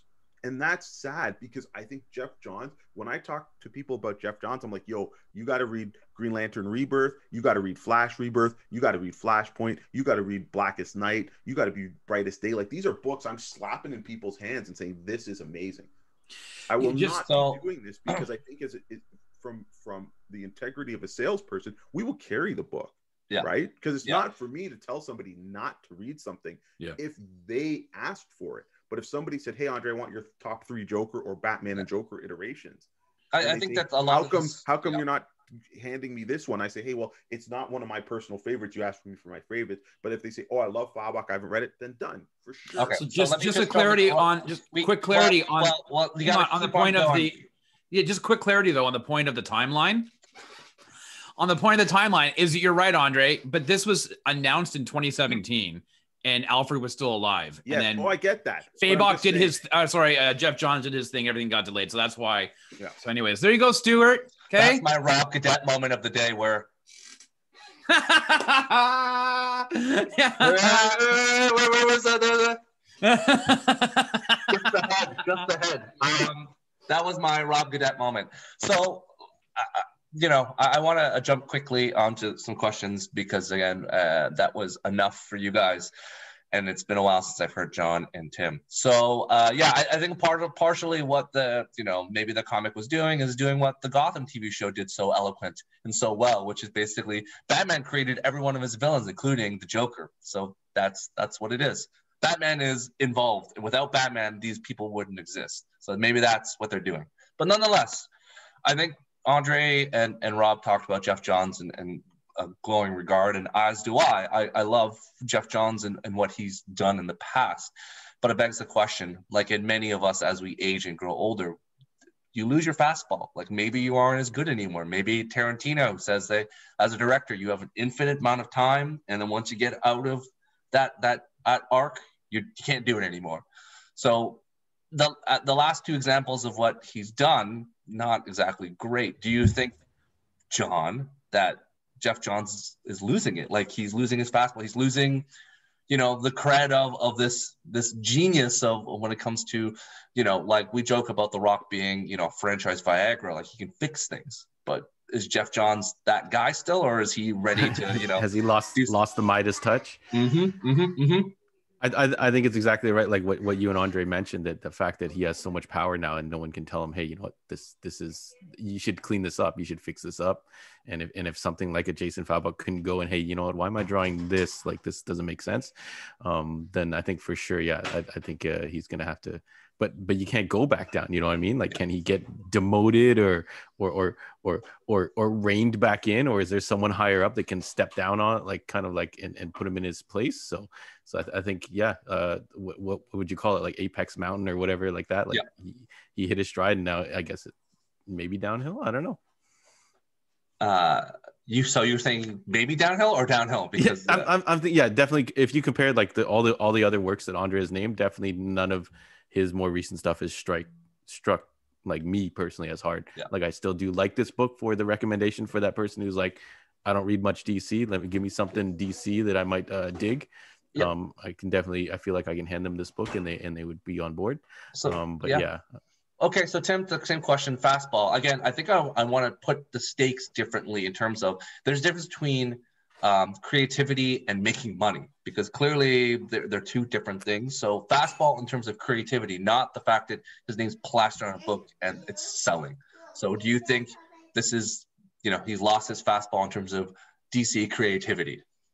No, I don't think so. I think, creativity is all part of the mind, right? It's not a physical thing. It's like, when you say losing your fastball, or like Anderson Silva, right? Greatest UFC fighter of all time, maybe. And then now just, losing streak, right? I think if it's an intellectual thing, I think this book, Andre raised amazing points, like things that I never even thought of, but it's non-canon. So I don't know, like, that's my problem with this is like, I don't know if you're supposed to give it leniency because it's non-canon. So like, is it, obviously whatever it sets up doesn't necessarily have to move forward, but then does that also mean it doesn't have to pay homage to the past either? So I don't get it. Can I help you, Tim? So Tim, unfortunately, this book is 100% canon because it starts off by an event that happened in Justice League New 52 that is canon. No, It references the death of Robin, which is canon. It references the Killing Joke, which became canon. If anything, Killing Joke at one time could have been seen as outside of canon, but then they made Batgirl, Barbara Gordon, injured. So all these events, it's not taking fictional events and like Batman the White Knight is off to the side. Like that's you know, its own universe. No, this takes place in the DC universe at some time. Just because it's an event that happens over 3 days, and maybe nobody else knows about it except for you know, those three, those three and the GCPD. But unfortunately, it's canon. Like I don't. Okay, but hold on. But I went back to the press release for Black Label, and it said DC Black Label offers leading writers and artists of the industry the opportunity to tell their definitive DC stories without being confined to canon. Yeah, but that was when Black Label though started. Black Label has changed completely then? shifted. Yeah. Black Label, they put Black Label on everything. It's not like Johnny Walker Black Label. No, it's literally this we want to sell this and put no ads and charge more. That's basically what Black Label. If the writers want to swear, they say asshole in this book. If they want to be able to swear proper without the glyphs, that's why they throw the Black Label on there. So I think they kind of made an exception for this book, though. They did announce that it was canon, or in continuity, but who knows? Like, I think they're absolutely right. I think it might change. Yeah. Okay, well then, then I edit that in post too, so I don't look stupid. I'm going to say then that Jeff, you, Tim, can't help you. I look stupid all the time. If I can't help me, I can't help you. That's their statement, though. That was their statement for Black Label. So Tim, if he was just looking at Black Label, that's exactly the impression he's going to be under, right? So what I was Googling though is Three Jokers canon, and it did seem very confusing. Like people weren't as solid as you guys. But if that's the case, and this is meant to be canon, then I'm going to change my answer a little bit and say that Geoff Johns is losing it a bit, because you can't make those kind of mistakes in a canon book that is meant to be in continuity. Doesn't make sense. And maybe, you know, this was a dream of yours 5 years ago to write this, but it's 5 years post, man. The world has changed and this story doesn't fit now. So then I'm going to say he's losing it. If that's the case. And maybe he didn't know it's non-canon. I don't know. Or, right? Maybe he didn't know Black Label changed. Nobody told him. Yeah. Rob?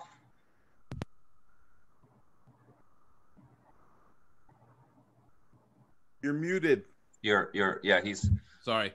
I definitely think Johns is it does not have the same punch that he did. It's actually the last three things that he's written are not my favorite. You go with this, Doomsday Clock, and then when his reboot of Shazam was atrocious. Like I dropped that book after like 4 or 5 issues because it was not good at all. So you know, I look around like my office here, and I've got, you know, comics and things that are spun off from all the universe building that he has done with Flashpoint and this and that and the Flashpoint Batman. And you know, he's created so much and he's given so much to DC, right? He's given tons to DC. And then you take these last 2 or 3 projects and they don't hold up. And listen, to paraphrase Seinfeld, you know, it can't be gold all the time, Jerry. But this is like shit comparative to what he's done. Now, is it that he's spread too thin with what he was doing in Hollywood and everything else? Probably, maybe. I think he's got a passion for comics. That's probably his first passion. But I think he needs to step back and reevaluate what he wants to do. And if he wants to create her own stuff, maybe go to Image. If you have something else to say, then say it. But I think you just, I don't know, reevaluate where you are, maybe in his own life, and he wants to do something different. I think he's very involved with Hollywood still, with Stargirl on television. So he's given a lot to DC, but these are not. I think the Green Lantern show, is he going to be part? I think he's part of that one too. So well, you know what? Honestly, Stu, who knows what comes of that with everything that's been going on with him personally and these investigations with Warner. So I don't know. I have no idea. Andre? Yeah, I think he's definitely, you know, there could be so many things behind the scenes we don't know. Like I could accuse him of not, you know, doing these things, but what if what if it wasn't his choice to do these books? What if they said, yo, we need a Watchmen follow-up, and you and Gary Frank are going to do it, and because Geoff Johns did Batman Earth 1, right? And that was, and he's working on that third part right now. And they were working on the third part, and the third part got delayed because of this doomsday clock. So maybe part of it is there was somebody editorial saying, hey, we need our biggest guns on these. And guess what? We're going to go with sequelitis, because everybody knows if we write a book that's based on Killing Joke, or we tell people it's going to follow up Killing Joke, everybody's going to buy it. So there could be some of that. I like what Tim said about you being creative and you have these ideas. Maybe he isn't slowing down creatively. Maybe he's being throttled creatively because he's got to put a lot of that effort into the DC TV land, and maybe that deal didn't work out and stuff. But I do think, as Rob said, he's given so much to DC. I still think he is a brilliant creator, and this doesn't tarnish what he's done before. But I think it'll make me second guess what's coming after, right? And now we can't be like, oh, this is Geoff Johns doing this. This is going to be a surefire hit. It might be, okay, let's see a little bit about it. Maybe it, unfortunately, and I think it would be a great loss if he stepped away from comics for a couple of years, but maybe that's what it takes. Focus on one thing, and then when he comes back, he's hitting this home run, or he's like, hey, I want to return to Green Lantern and Flash. I want to do a Brave and the Bold comic book again, where it's Flash and thing, or I want back on Justice League, and I can do Flash, Green Lantern, Green Arrow, these characters that he loves. You know what I mean? Or if he wants to bring back JSA or something, and he can really pour that into it. But again, he's done so much good stuff that the bar is just set so high. And then sure, is it better than so many other Batman, runs, and some people did, stuff? Yes, but it's not of where he should have been, and it wasn't, and it's not what he's capable of, and stuff. So let me ask a follow-up question to the group, because I think you hammered your point, Andre. In terms of looking at, and Rob mentioned something that matches very well with the segue that I'm going to throw at you right now, is that sometimes, just like Bendis, that you've reached a point where you've maximized what you can do with the toys in the toy box. You said the stories you got to say, you got to go somewhere else. So do you think that right now, outside of the fact that maybe he's strong-armed or capped and stretched too thin, but to get to the next golden age of creativity for him, would you imagine that just cutting off all the DC stuff and going to just maybe doing Image and doing his own stuff, or the unthinkable, going to Marvel to play with all the Marvel stuff that he's never had access to? If you were kind of giving him career advice to be like, and let's say that it works out, he could go to either one and do whatever he wanted. Do you think that he has more potential to do more good at the Marvel house, or just to do Image and Image alone, if you had to leave DC for whatever purposes? John, what are your thoughts? I'd probably like to see him hit some Image stuff. I think the whole crossover, like when Bendis came over to DC and stuff like that, didn't quite work out. So maybe his particular brand is DC. So maybe he has to step to Image and then maybe go to do some type of Marvel thing or something like that. Well, that kind of solves my question, but yes, thank you, John. Thank you for doing what you always do. Tim? He should go to Boom Studios. Okay, there. Don't mess around with the Power Rangers, man. God dang. Shout out to the room. Well. Don't mess with the Power Rangers, yeah. Yeah. I think stay where you are. I think you've got your... You have to go somewhere else. I'm just saying, like one or the other. Oh, I can only pick between the two? Yes. Then go to Image. That's where he can reach the next golden age of ideas and creativity. That's what you're saying. Image? Safer there, yeah. Safer? Why safer? I think messing around with Marvel is going to be a little bit too... Like, there's too many fans. There's too much lore there that people might hit him on. They're on some good paths at Marvel. I don't know that if he wants to take his time and develop stories and things like that, I think go to Image, where you might have a little bit more leniency in terms of what you want to do, maybe with the characters, with the stories, things like that. give him a few titles to work on his own, and give him a little bit of a leash, but give him some time. Marvel may be too time constraining, and maybe that's what's happening with him at DC. Interesting. Okay. All right. Thank you for sharing your thoughts, Rob. It's an interesting. I think we have to determine whether Johns is A in a team player or mindset. not? If he's in a mindset to do a monthly series, or if he's strictly going to be doing a self-contained mini or maxi series, because I think there are two different paths in which he can go down. And so you think, well, if he goes to Marvel, could he do Three Jokers type contained story on like Wolverine? I think that'd be pretty cool. But we've seen tons of these individual Wolverine stories. I would probably say I would like to see him tackle Fantastic Four. I think I would, if he was going to go to Marvel, I want him to do Fantastic Four. I think he could do really well there. I don't know if he has the creativity to create his own world to go to Image. I think he'd have to piggyback off somebody else's idea, and I don't know if Image would fit that.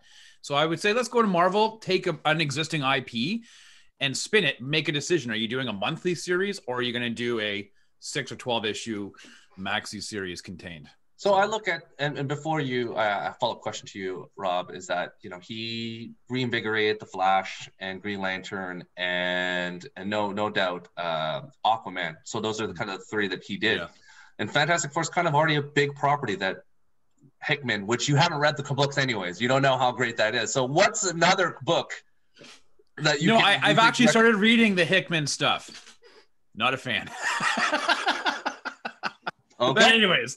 Okay, no, that's okay. That's okay. So, were you going to ask me what other book could he get into? No, if that's your opinion on it, then that's it. I will carry on to Namor. Andre. Oh God, Namor. Oh, don't get me started. Give him Quicksilver, Namor, and who would be the Green Lantern equivalent? Nova, the Nova Corps. Yeah. Andre. So let's not forget that Geoff Johns did do work at Marvel.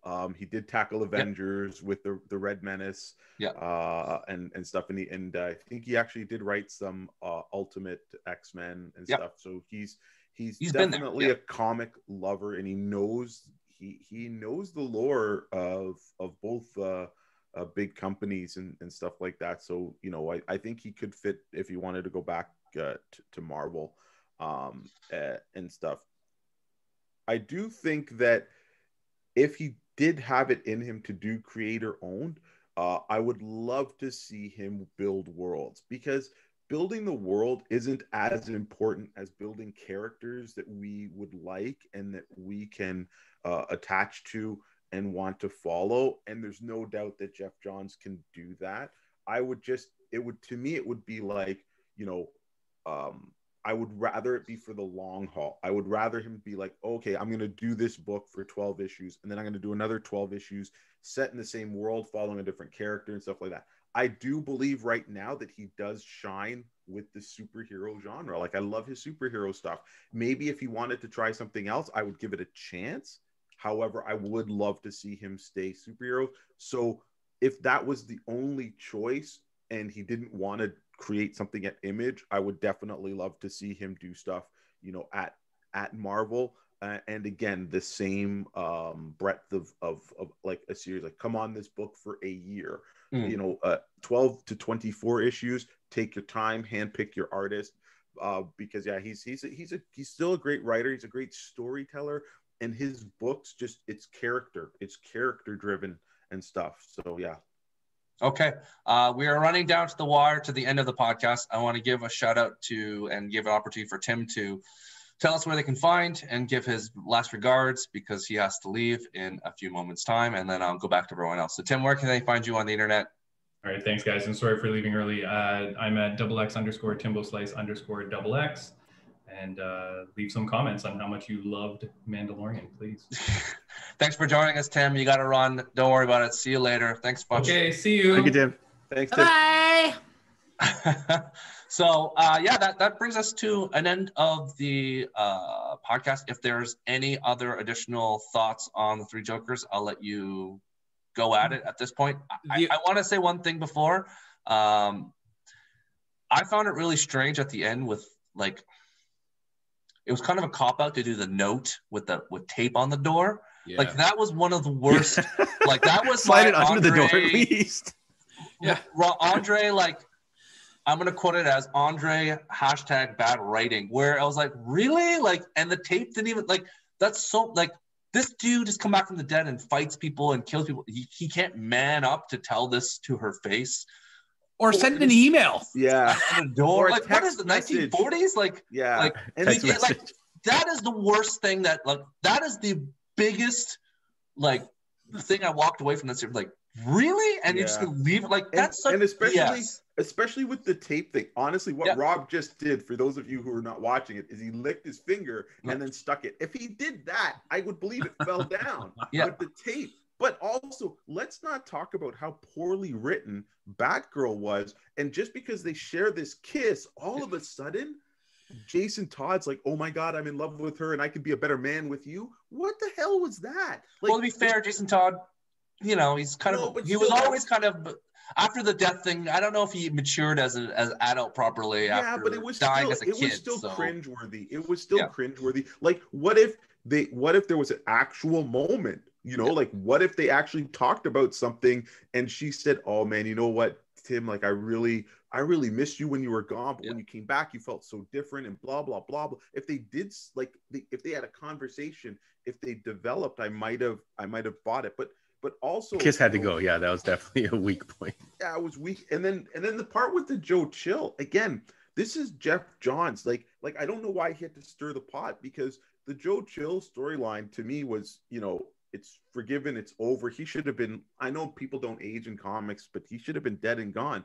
But to have Bruce Wayne, you know, read those letters, or Batman read those letters and find that, oh, there's a letter from Thing, and he's dying, and he's like, oh, I've tried to apologize so much. It's like, yeah, dude, like, you know, again, I just, well, it didn't work for me. Like, that whole thing, like it just didn't work. Just like the whole idea of, why are you building a better Joker and then you're not building a better Joker? Like, well, the whole thing just didn't make sense. The idea about the letters, though, is a continuous thing that Johns has always used. I mean, you go back to Flashpoint and the letter that his dad had written him, and the Flash. I mean, and that one worked. Yeah. So, but I'm saying, old man, and he's writing a letter to his son. That makes sense. This is, to your point, a text message. Right. It would have been a DM. Yeah, so what I'm saying, come on. No, I'm not defending John's use of it. I'm saying I see why he's doing it, because he feels the idea of a handwritten letter has more meaning behind using the modern era stuff. So I see probably that's likely his thinking. As a real world application, though, what the fuck, man? Like, can you not slide under the door? Record a message and zip it through into her earpiece. Like, there's 8 billion. Yeah, slide it under the door. I mean, you know, these are things that you would see. It's a piece of paper. Yeah, like it just seems silly, right? So why not show her actually ripping it up or deleting the text? Like, that would have been cool. Some dude sweeps it up. First of all, where are janitorial services sweeping up middle hallways in the, you know, come on, give me a break. That never happens in condo buildings, all right? So agreed. Like, old-timey broom too. I was like, well, they're not carpet? On carpet? I know, it doesn't work. Can we talk a little bit about how you guys felt he dealt with Jason Todd and after murdering the Joker? I had no impact. I think, to your point, and Tim and everyone brought up, he had so much to do. He just, like this end of the comic, just swept it under the rub and carried on. But that's not Batman. Like, Batman is so anti-murder, and then this guy does it right then and there. Like, again, it's not. I felt like they should have muddied it a little bit, so it looked kind of like it was self-defense, but not really. Yeah, but even still, like that. Like, again, it to me, you're changing something that Batman feels so fundamentally, against.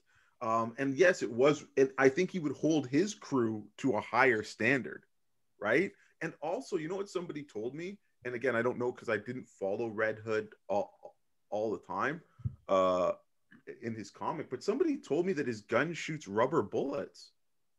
And if they weren't shooting rubber bullets in this, he murdered a lot of those Joker people when they were running at him. There's that scene where he shoots the guy through the arm. How many other people were hit in the face or something else that we didn't see? So it's kind of the thing where I get that he feels a little bit of guilt for what happened to him, but there could have been a chance for a real reconciliation. Like what if Batman at this point said, oh crap, I really, really, really failed this guy. He just murdered somebody. I'm going to protect him, bring him back under my wing. And I can't let this guy out of my sight. And I've got to retrain him. There's a great moment in Batman and Robin in the first story arc. It was Patrick Gleason and Peter Tomasi, and Damian legit kills a guy because he was going after Batman. And at that point, Batman just like, holy crap, my son, my 12-year-old son just murdered somebody, and he doesn't see why that's a problem. And at that point, he's like, nope, you're under the fold, you're under the wing. I'm going to teach you to be a Robin. I'm going to teach you kind of like that sanctity of life, or that there's always another way and stuff like that. So again, I feel Andre, that... to one point quickly before we go on, is that Batman did say, I expected Jason to be like you, Barbara, and he just shut the window and drove off. He's like, why didn't you serve him? He's like, he should be like you. That was the justification. It's like, everyone should just be like, laissez-faire. I thought that people could just solve it on their own, and you solved it on your own, so I figured he could solve it on his own. But that's so that was Batman. Like, it just shows he's a douchebag. It's like he doesn't care. It's like he has no imprint. I think on that the was pulse just of humans. A miswriting on John's on the character. But that is, for us, that was what it is. Or sorry, Rob, go before we. I just wanted to say, so I just kind of wanted to quickly shift gears about Fabok. Right when this issue came out, he posted online a really long summation of the amount of time he's put into the work, a photo of when he, Johns, and somebody else were in Burbank and plotting out the 3 issues. And Fabok made a comment saying that he's written his definitive, or drew his definitive Batman, which he has, and he kind of feels like his chapter with DC is done now, unless there was a caveat, unless you guys want some more. I'd really hate to see him leave. I think his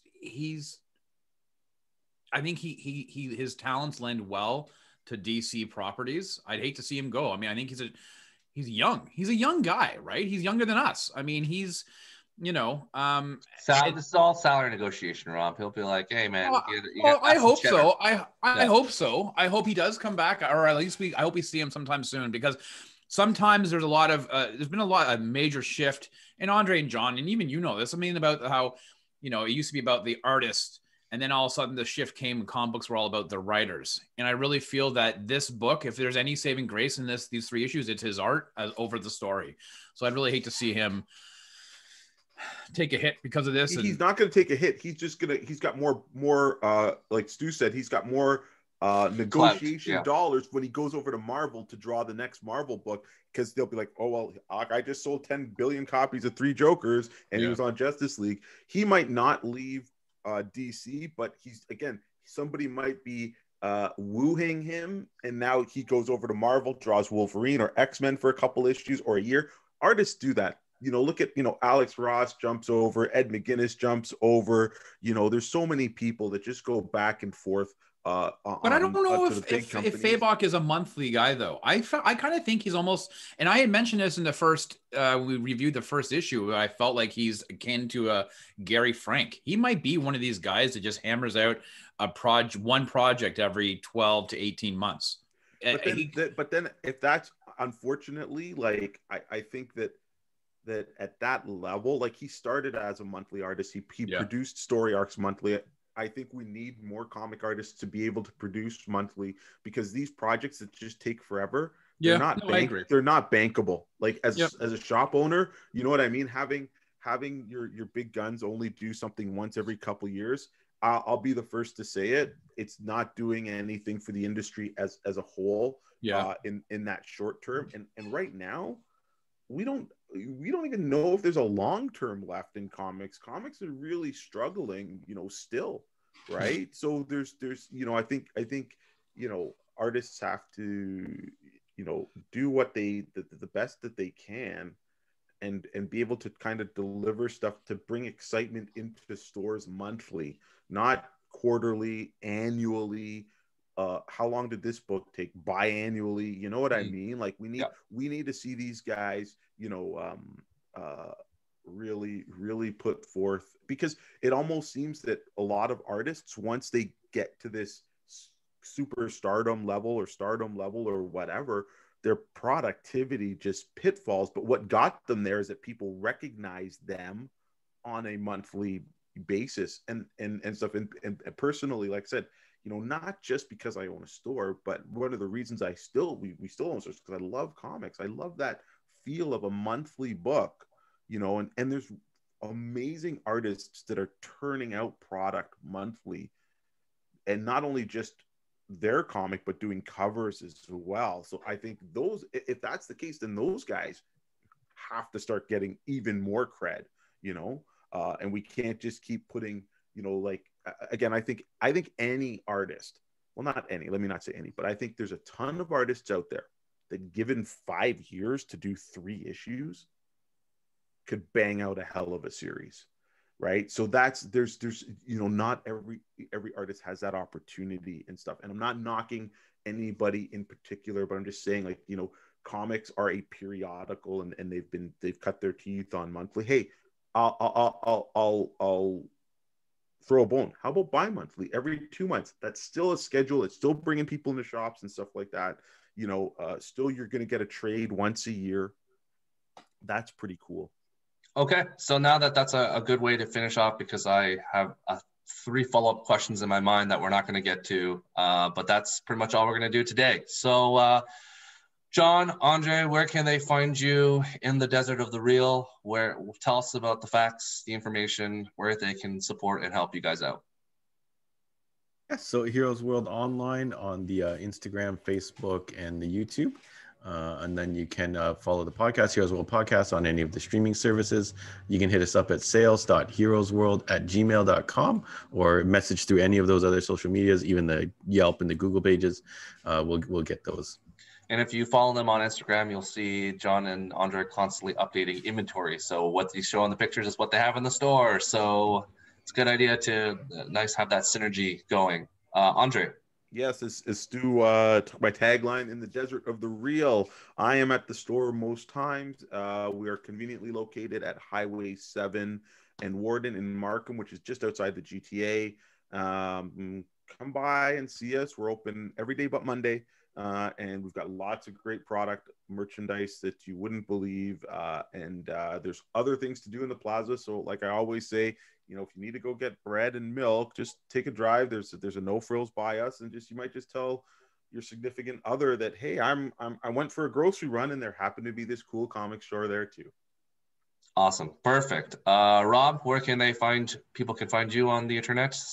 Yep, on the Twitter and Instagram at Rob Gadet, and then on this channel and wherever you get your podcasts, every Tuesday, Joey, John, and I do the HW Sidekick podcast. We talk about what's new in the store that week, new issues, new comics, new collectibles, and then run down some news items of the week and talk about those. So that's industry every news, Tuesday. not politic news. No, not politics. I will say, though, I don't think there's really much in industry news this past week, because it was dominated by everything else that was going on. So it might be a short episode. Nonetheless, comment below. Tell us what you thought of the Batman 3 Jokers. Tell us what you liked about Mandalorian episode chapter 10. Just comment below, let us know, and we'll get back to you. And we're always looking for people for feedback and just positivity. So let's keep it going out there and keep this rolling. Thanks for listening. Thanks for staying with us. And we'll see you guys soon. See ya. See ya. Thanks again, Stu. Bye, Stu. Bye. Bye.